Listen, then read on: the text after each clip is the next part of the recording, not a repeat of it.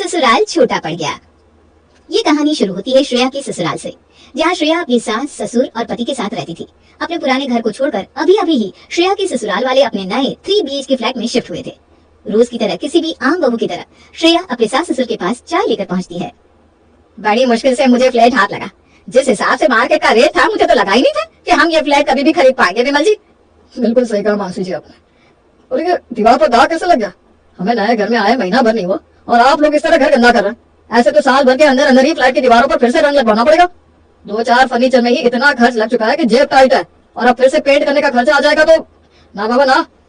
जब खुद का चश्मा गंदा हो ना तो दीवारें गंदी ही लगती। विमल जी, जरा चश्मा साफ कर लीजिए। ये लीजिए मम्मी जी चाय, और पापा जी के लिए कॉफी। जीतू के ऑफिस का टाइम हो गया है, मैं उन्हें उठा कर आती हूँ। और अपने सास ससुर की बात सोचती हुई श्रेया जीतू के कमरे में जाती है। 1 महीना हो गया हमें इस नए घर में आए हुए, और पता भी नहीं चला। अब तक तो जीतू का बजट मैनेज भी हो गया होगा। अब थोड़ा बहुत तो मैं खरीद ही सकती हूँ। वैसे भी हमारा रूम बड़ा खाली खाली सा लगता है। कोई भी बाहर से आएगा तो समझेगा हमारे घर पर फर्नीचर ही नहीं है। एक काम करती हूँ, एक विंडो साइड सिटिंग इस खिड़की की तरफ बनवा लेती हूँ। क्या चल रहा है तुम्हारे दिमाग में जो खुद में बड़बड़ा रही हो? जरूर कुछ सोच रही हो, क्या बात है बताओ। वो क्या है ना जीतू, मैं सोच रही थी कि क्यों ना, मेरा मतलब है कि क्या मैं इस घर में कुछ अपने मन से कर सकती हूँ? मेरा मतलब इस कमरे में। अरे तुम्हें इस बात को इतना घुमा कर, इतना घबरा कर बोलने की क्या जरूरत पड़ गई बेबी? ये तुम्हारा ही तो घर है, तुम्हारा कमरा, और मैं भी तुम्हारा। तुम्हारा जो मन करे तुम करवा सकती हो। नहीं, मेरी वो फ्रेंड नहीं थी प्रिया, जो हमारे पुराने घर के बाजू में रहती थी।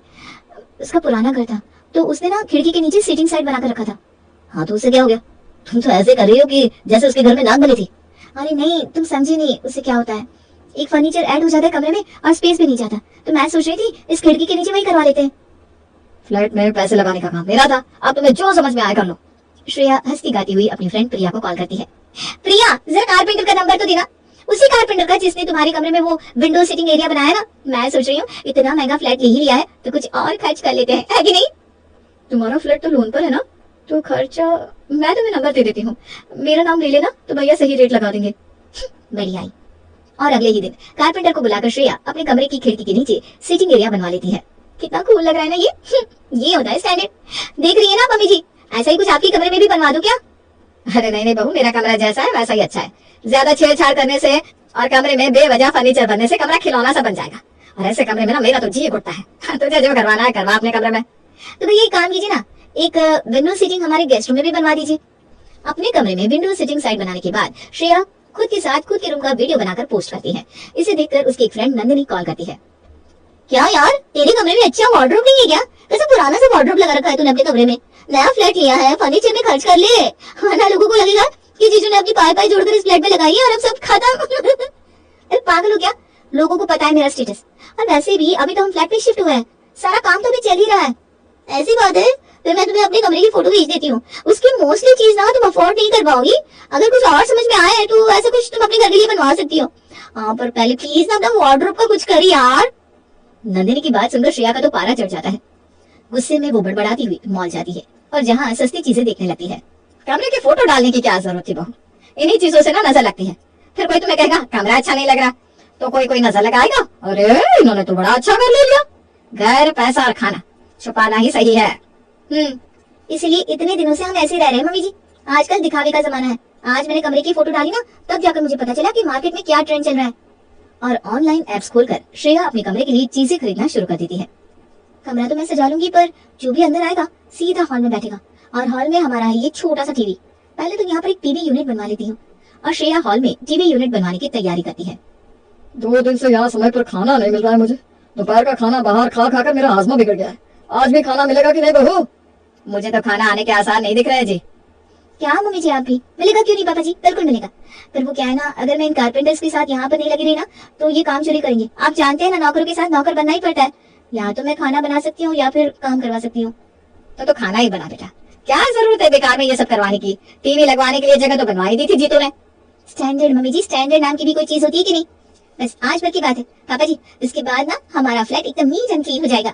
और अगले दिन टीवी यूनिट सेट होने की खुशी में श्रेया बनाती है सभी के लिए छोले भटूरे, और सभी एक साथ सोफे पर बैठकर टीवी ऑन कर खाना खाने लगते हैं। आप बताइए पापा जी, गलती की क्या मैंने टीवी यूनिट बनवाकर? नहीं मानना पड़ेगा बहू, काम तो अच्छा करवाया है तूने। इनको भी अकल नहीं है, तारीफ करती बहू की। अब कहीं बहू फिर कुछ ना तोड़वाने फुड़वाने लगे। तभी श्रेया का ध्यान टीवी सीरियल के सीन पर जाता है, जहाँ सभी एक साथ बैठकर डाइनिंग टेबल पर खाना खा रहे होते हैं। वही तो, तभी तो मुझे लग रहा था कुछ तो कमी है अभी भी हॉल में। एक डाइनिंग टेबल मंगवाना पड़ेगा। और उसी शाम डाइनिंग टेबल पसंद करने के लिए श्रेया पहुंच जाती है दुकान पर। पसंद तो आपकी मैडम जी माननी पड़ेगी, दुकान का सबसे बेस्ट पीस पसंद कर लिया आपने। मुझे देखकर लगा था आपकी नजर पार की है। जैसे आपने डाइनिंग टेबल पसंद किया ना, वैसे आपको अंदाजा लग ही रहा होगा कि हॉल में एक बड़ा सा सोफा सेट भी होना चाहिए। वही तो, मैं सोफा सेट ही तो ढूंढ रही थी। कहाँ है सोफा सेट? सोफा सेट की पीस हम दुकान में नहीं रखते मैडम जी, उसकी फोटोज हमारे पास रहती है। वैसे एक एंटीक माल भी आया हुआ है दुकान में, बिन बैग्स। आजकल तो आप देख रही होंगी टीवी सीरियल में हर जगह बिन बैग यूज करते हैं। तो बालकनी में लगा दीजिए, हॉल में जरूर हो तो वहां भी लगा दीजिए। इन्हीं चीजों से आजकल स्टैंडर्ड रह गया है, वरना सोना चांदी कौन पहनता है। और अपने छोटे से हॉल में बिना कुछ सोचे समझे श्रेया एक फुल साइज का सोफा, एक डाइनिंग टेबल और बिन बैग्स भी ऐड कर देती है। अब लग रहा है कि फ्लैट बना है। सही है, देखकर सही लग रहा है। पर डाइनिंग टेबल के कलर के सामने ये टीवी यूनिट जरा डाउन पड़ जा रहा है। एक काम करती हूँ, कुछ लाइट्स मंगवा लेती हूँ और टीवी यूनिट पर लगवा दूंगी। जैसे ये जगमग करेगा तब दोनों एक से लगेंगे, नए नए से। नींद से उठकर जैसे ही मानसी अपने घर के हॉल में आती है, उसकी आंखें चौंधिया जाती है। भगवान, ये मैं कहाँ आ गए? ये लाल पीली बत्तियों की रोशनी कहाँ से आ रही है? ए बहू, डीजे लाइट लगवा दिया है क्या हॉल में? बंद कर इसे। ओ मम्मी जी, ये कोई डीजे लाइट नहीं है, ये तो मैं झालर खरीद कर लाई थी बाजार से। देखिए इसकी रोशनी से कैसे हमारा हॉल झगमग कर रहा है। अरे ये इतने से हॉल में क्या क्या लगाएगी बहू? चलने तक की जगह नहीं छोड़ी तूने। पहले वाला सोफा हमारा ठीक तो था, हम 4 तो लोग हैं, ऊपर से तूने 12 लोगों के हिसाब से सोफा लगवा दिया। और ये 12 चेयर वाला डाइनिंग टेबल भी, और उसके बाद ये बीन बैग रखने की क्या जरूरत थी? मैं जा रही हूँ बालकनी में, मुझसे तो यहाँ सांस भी नहीं ली जा रही। और जैसे ही मानसी बालकनी में जाती है, वहाँ पड़े फ्लावर पॉट से उसका पैर टकराता है और सर के ऊपर लटक रहे एक झूमर से टकरा जाता है और मानसी वही बेहोश होकर गिर जाती है। भागता हुआ जीतू अपनी माँ को उठाने जाता है। ये मानसी जी आजकल क्या खा रही है? हिली नहीं रही। तू पैर पकड़, मैं हाथ पकड़ता हूँ बेटा। और आप कह रहे थे कि ये घर बनाने के चक्कर में मैं आप लोगों को खाना नहीं दे रही हूँ। खाना नहीं मिल रहा तब तो मम्मी उठाई नहीं जा रही। खाना मिल रहा होता तो पड़ोसियों को बुलाना पड़ जाता। इन्हें हॉल में ले जाते हैं। इसी तरह तीनों मिलकर मानसी को उठाकर हॉल में लेकर आते हैं। ये भगवान कहाँ सुलाओ, सोफे पर तो मम्मी को बैठने तक की जगह तुमने नहीं छोड़ी श्रेया। इतने सारे कुशन्स, ये टॉय, क्या मजाक बना रखा है तुमने। ये घर कम चिड़ियाघर ज्यादा लग रहा है। बहू को बाद में सुनाना बेटा, पहले अपनी माँ को उठा। जीतू पानी छिड़क कर मानसी को उठाता है। हाय रे, गिर गई रे। इस घर में चलने तक की जगह नहीं छोड़ी तूने। 2 बुजुर्ग भी रहते हैं इस घर में, थोड़ी तो दया की होती हम पर बहू। मुझे मेरे कमरे में ले चल बेटा, यहाँ मेरा दम घुटता है। हॉल में तो इसने सोफा, डाइनिंग टेबल, ट्रेडमिल क्या क्या रख दिया है। अरे कौन दौड़ता है ट्रेडमिल पर इस घर में? बस लोगों को दिखाने के लिए कुछ न कुछ लगा लेती है। और ये झालर, कभी कभी तो लगता है मैं किसी भूत बंगले में आ गई हूँ।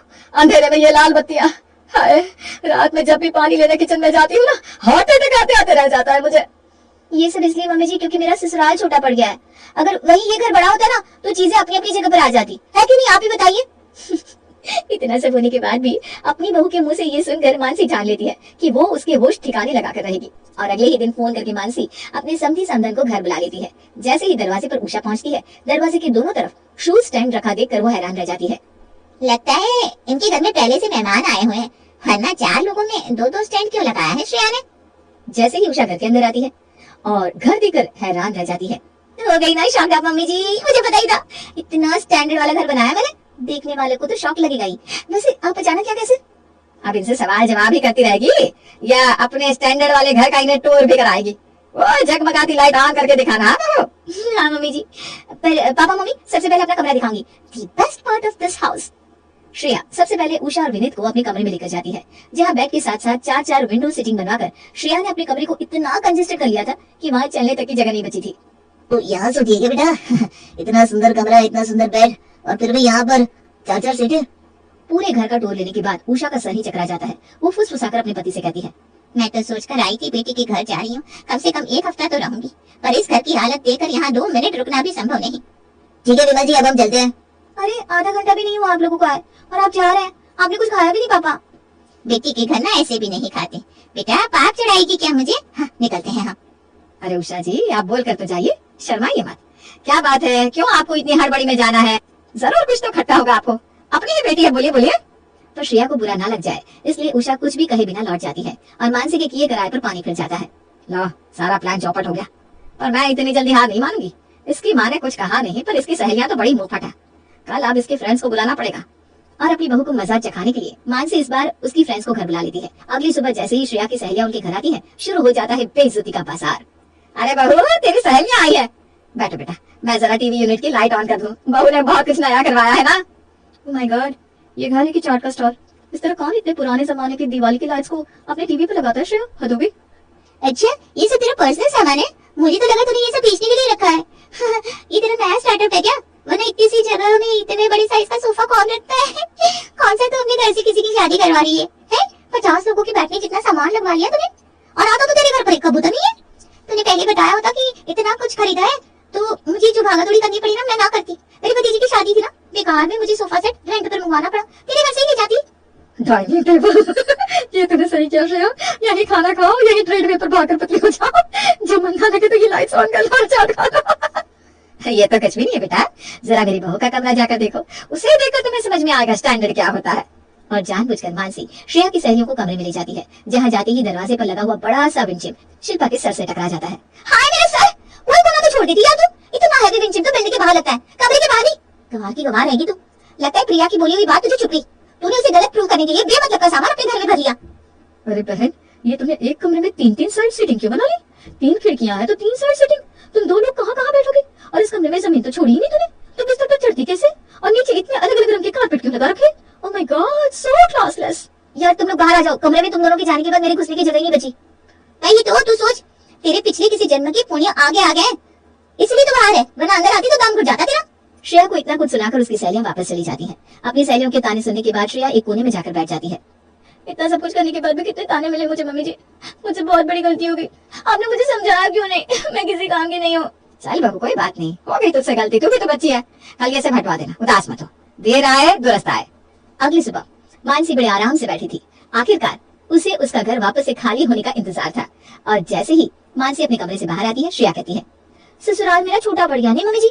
वही तो, और सामान रखने की जगह ना हो तो घर ना चिड़ियाघर ही लगने लगता है। मैंने सोचा है कि क्यों ना हमारे बगल वाला फ्लैट जो खाली पड़ा है ना, हम खरीद ले और ये दोनों फ्लैटों को ना आपस में मिला लेंगे, तब हमारा फ्लैट कितना बड़ा हो जाएगा नहीं? फिर ये सारा सामान उसमें आराम से आ जाएगा और फिर ना मैं उसमें एक और भी ऐड कर पाऊंगी।